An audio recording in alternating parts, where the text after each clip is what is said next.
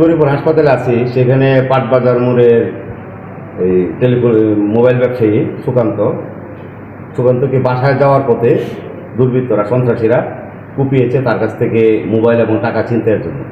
এর আগেও সুকান্তর দোকানে 2 বইয়ের চুরি হয়েছে টিন কেটে, এবং গরিপুর পৌর শহরে প্রায় বেশ কয়েকটি দুর্দর্শ চুরি হয়েছে উপরে টিন কেটে।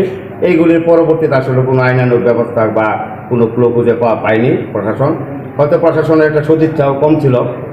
তা আমরা আশা করব গরিপুরবাসী যে বর্তমানে যে যুব সমাজ যে মাদকের দিকে এবং বিভিন্ন জায়গায় ছিনতাইয়ের চেষ্টা করছে এবং মাদক এবং মোবাইলে জুয়া খেলা, এইগুলি টাকা দিয়ে তো খেলতে হয়, টাকা দিয়ে নেশা করতে হয়, এইগুলির কারণেই কিন্তু বাড়ছে এরকম ছিনতাই এবং অপরাধগুলি।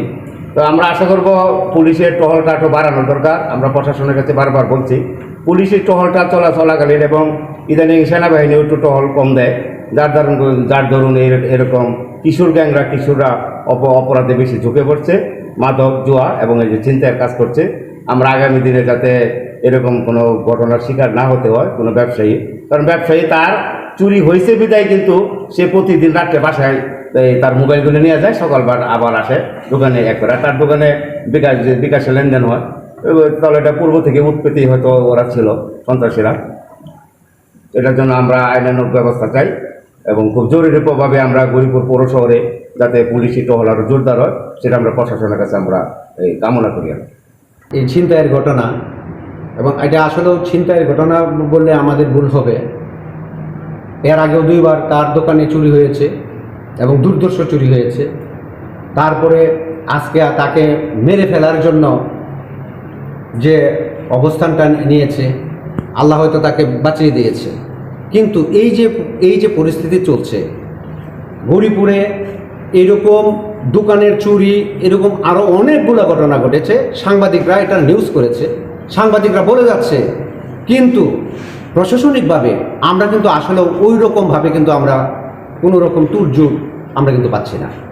আইন শৃঙ্খলা মিটিংয়ে বারবার আমাদের এই নেশার জন্য বর্তমানে নেশা এই যে পরিস্থিতি শুরু হয়েছে কিশোর গ্যাং, বারবার বলা সত্ত্বেও এই কিশোর গ্যাং কিন্তু এখন পর্যন্ত গরিপুরে কিন্তু নির্মূল করা যাচ্ছে না, ধরাও হচ্ছে না, ওই রকমভাবে কিন্তু ব্যবস্থাও নিচ্ছে না। এই কারণে আমি মনে করবো এই কিশোর গ্যাংকের কারণেই এই ছিনতাই, চুরি, যত যুগলা রাহাজানি যা কিছু হচ্ছে এই কিশোর গ্যাংকের কারণে।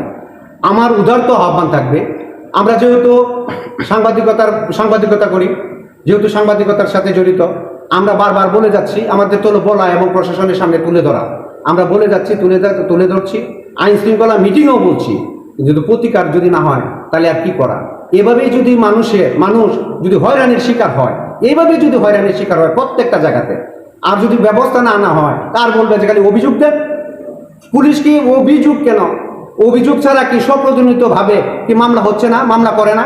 কিন্তু আমরা কিন্তু গরিবের এরকম কোনো কিছু পাই না। আমরা উদারত আহ্বান জানাবো সাংবাদিকদের পক্ষ থেকে, জনসাধারণের পক্ষ থেকে উদারত আহ্বান জানাবো পুলিশ প্রশাসন যেন আরও সক্রিয় হয় না। কিন্তু যেহেতু সেটা করতে হবে অপারেশন থিয়েটারে নিয়ে, ঠিক আছে, আমাদের এখানে করলে এটা ইনফেকশন হওয়ার চান্স আছে, এই জন্য আমাদের একটা ঠিক আছে।